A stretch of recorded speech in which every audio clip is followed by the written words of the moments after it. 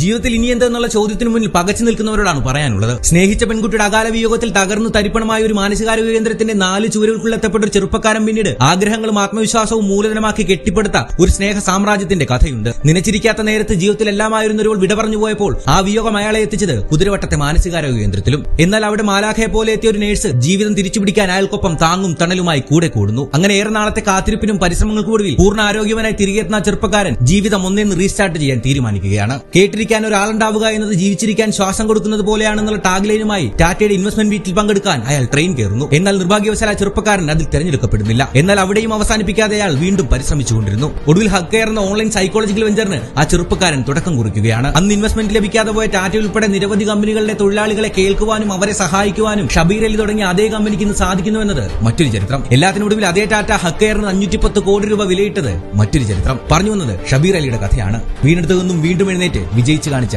അതേ ഷബീർ അലിയുടെ കഥ.